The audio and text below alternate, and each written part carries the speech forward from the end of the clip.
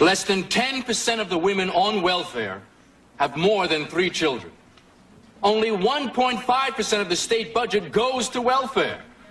The so-called welfare queens sapping your tax dollars are a mere figment of my opponent's imagination. Yes. Our real enemy is the glaring disparity in school aid between rich districts and poor districts. All right. My 3-part program would, 1, increase state sales tax by 0.5%, thereby creating revenues for poorer school districts. 2, appoint an emergency task force to study the most cost-effective use of medical dollars. And 3, establish statewide centers for the homeless and the unemployed. All right.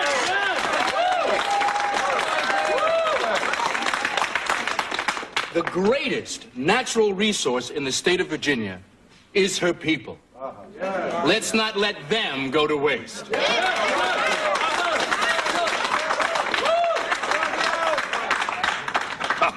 Well, unfortunately, my opponent's 3-part plan is 1 part fantasy and 2 parts naivete. In my district, the unemployment rate is only 2%. Correction, Senator. As of last month, it rose to 3.4%. But in my mind, 1 person out of work is 1 too many. Well, be that as it may, I'm like...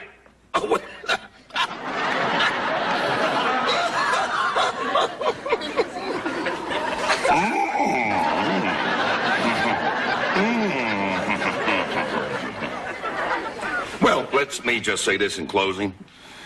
The denizens of this fair district are faced with a choice. My 24-year record of leadership, steeped in faith and family values, or this fly-by-night with his focus on facts and figures. Now, when I say figures, I am not talking about percentage points. No. Now, it has come to my attention that Mr. Douglas, my esteemed opponent, a striptease aficionado, is involved with a sex kitten who has cavorted with at least 1 other that we know of in the Douglas camp, a woman who is involved in a sexual harassment scandal, an African-American woman whose ancestors have owned slaves. Well, Mr. Douglas, just what is it that goes on in your headquarters? Sounds like bedlam to me.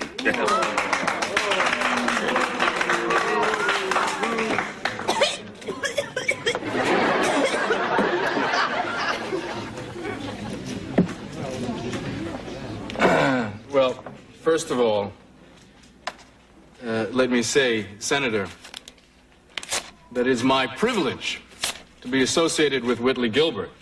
And secondly, Senator Hutchinson, if you spend as much time on the affairs of state as you do on my personal affairs, we would not be faced with overcrowded classrooms, beaches defiled with toxic waste, inadequate health care, shelters filled with homeless, staggering unemployment, corruption in the local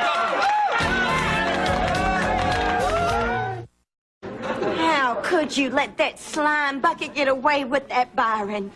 You could have nailed him. What is wrong with you? Don't you want to win this damn election? Look, first you went behind my back to find some stripper, and now you're going to tell me how to run my own campaign? I did not go behind your back. I was trying to help you. You have to fight fire with fire, Byron. That's the only way I know how to fight. Dirty? Okay. But that is the name of the game these days.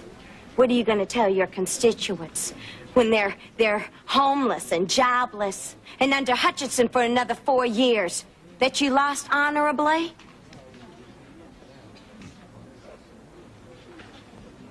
Well, maybe we'll start a new trend.